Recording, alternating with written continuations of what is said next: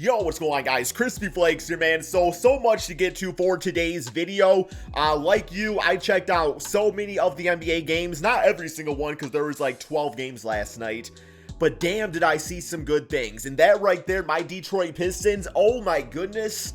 I could not be more excited. And let me just say real quick here, I want to touch upon Paolo Banchero a little bit, because Paolo Banchero already in his first game looked like a seasoned veteran. And I'm going to say, we can overreact to the first games of the NBA season, but you can just go out there and you can see, the first overall pick and just what he's doing and the maturity and just his build. And you're like, wow, Banchero, that was the right choice at the first pick. That's not shots fired at Chet or Jabari or Ivy or anybody like that, Keegan Murray.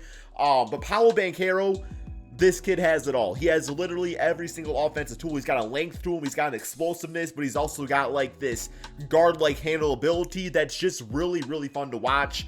And I'm going to say, like, the Magic, your team is going to be a problem for many years to come. Jalen Suggs was looking good. Franz Wagner, man, already looks mid-season form. So you guys are in a really good place. And yeah, how many points did he even have last night? He had 27 points, 9 rebounds, 5 assists, 2 blocks. And he did put Corey Joseph on a poster, okay? So, looking fantastic. But damn, do I need to talk about my Detroit Pistons. And I don't even know where to start with this team here, okay? I guess I will start with Jalen Duren. Jalen Duren is now the youngest player in Pistons history to record a double-double. And I believe his age as of right now is 18 years and 265 days. Recorded a double-double, man. 14 points, 10 rebounds, 3 blocks, and give me young Dwight Howard vibes. So what exactly do I mean by that? Because that's a big statement. I know some of the young bloods out there, you might not know prime Dwight Howard, but what I mean by that is you can look at Duren and you can realize that his IQ is beyond his age. The way that he can move without the basketball, the way that, he uses his physicality to his advantage and just gets himself in good position, his ability to just be in the right place at the right time, his timing on his shot blocks, like everything about Jalen Duren gets me so excited. I'm sitting here watching him, I'm like, wow, like, has this been our center for like 5 years because he's playing like that? And I'm like, no, this is his first NBA game. And we got a good one. And that's just one of the players. Bogdanovic. Nobody expected him to get traded to the Detroit Pistons. That shocked myself. That shocked you. And yes, Bogdanovic, he's not a superstar name, but he is a guy that's a consistent 17-point per game scorer. And, he's really replacing that role of Jeremy Grant. When Jeremy Grant was on the Pistons, the way that the offense orchestrated through him, sometimes he could be viewed as a bit of a ball stopper. And, he would get his zone. He would score nicely and everything, but it would result in guys not being able to play to their max potential. Have that be, a lot of the times, Dwayne Casey had Cade Cunningham kind of like chilling in the corner and stuff, so that way Jeremy Grant can have the ball.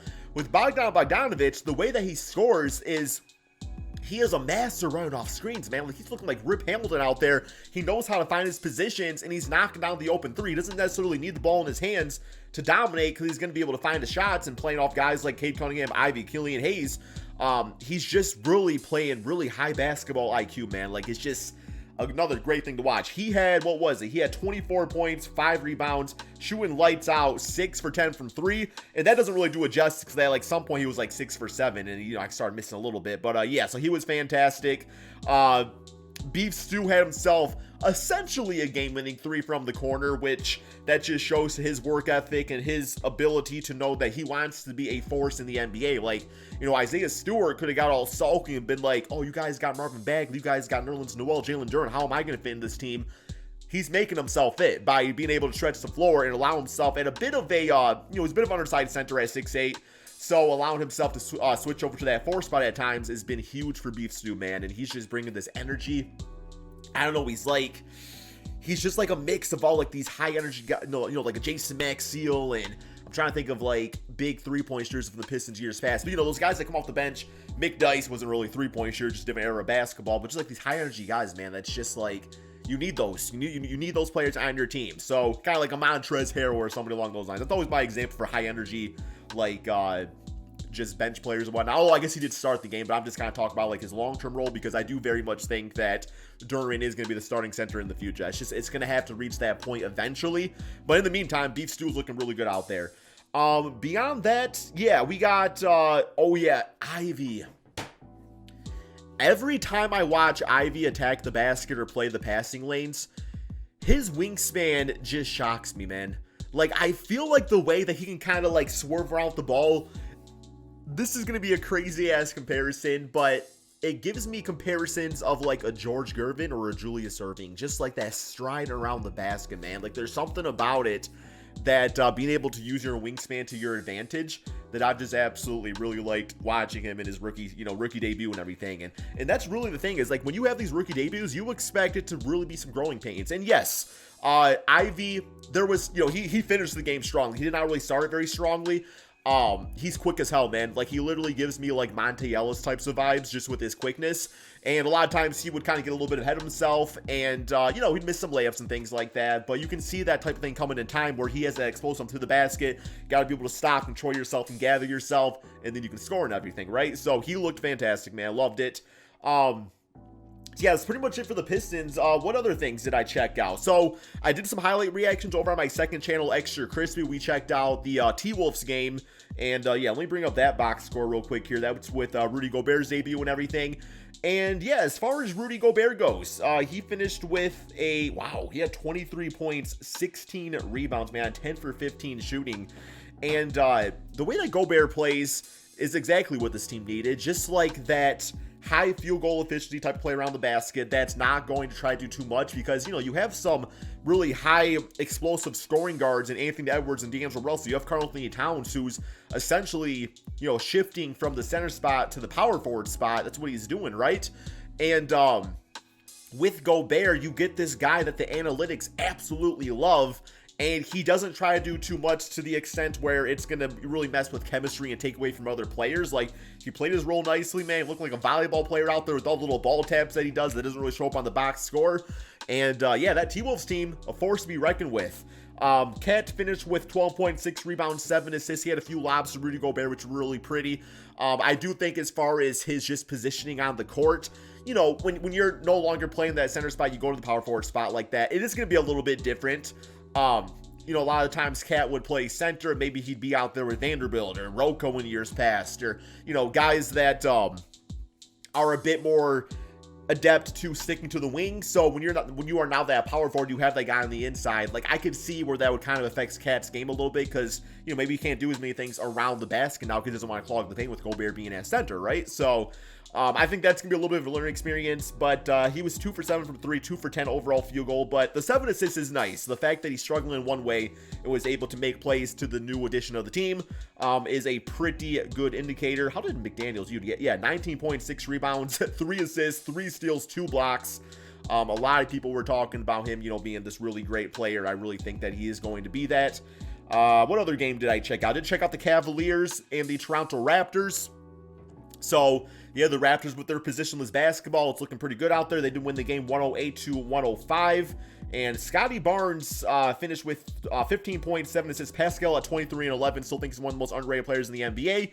But yeah, looking at their box score, like, it was business as usual. Just good, ball movement and everybody kind of playing their role. Nobody trying to be the absolute superstar. They're playing as a team, which is obviously, a formula for success. And then you got Donovan Mitchell. Donovan Mitchell had 31 points, 9 assists. He looked exactly like Utah Jazz Donovan Mitchell, and that's just the guy that you get the ball to, and he is going to find a way, right? I was a little nervous with him, be incorporated with Darius Garland, how exactly that was going to work out. So Garland in his first game playing with him, wasn't great. 4 points, 3 assists, 2 for 8 shooting, and he only had 1 foul, so 5 turnovers. He just kind of played bad. Which is fair to say, just once again, you're incorporating another guy like that. It's going to take some time. Last season, it was all about Darius Garland, Evan Mobley. So you now add a guy that's going to be good for 20 shots a game. And it's going to take some time to adjust to that as a point guard, just making sure that you're getting him his, but you're also getting your own too, right? So Darius Garland's going to have to kind of learn to balance that out. I think he's going to be fine with it. It was nice seeing Evan Mobley knock down some 3-point shots. Actually, I don't know if he knocked on multiple, if it was just the one that I saw. He was, 1 for 3 from 3, but even be able to space at all was going to be huge for his game, because obviously he's really tall ass lineup in the front court and everything. So that's going to be really important. But what else did I check out? I think that's pretty much it for like some of the highlights and just kind of like secondary games that I watched. You got the Grizzlies winning 115-112. So that new look Knicks team giving the Grizzlies a little bit run of their money. Let's see here. We had, how did Brunson do? 15 points, 6 rebounds, 9 assists on 7 for 18 shooting. So not the greatest efficient night. RJ only had 11 points, 24 and 11 for Julius Randle. Cam Reddish dropping 22, so good game for him. And yeah, John Morant dropping 34 and 9. Needed all of those to get past the New York Knicks. Hornets blew out the Spurs 129-102 without LaMelo Ball, so not great for them. And then we got the Jazz beating the Nuggets 123-102. You know the GM of the Jazz ain't happy about that because you all know they're trying to tank for Wembanyama. But first game of the season, not that big a deal. I also watched some Suns and Mavericks game. I don't know how Mavericks blew that lead like that. Christian Wood looks like the perfect addition to this team, though.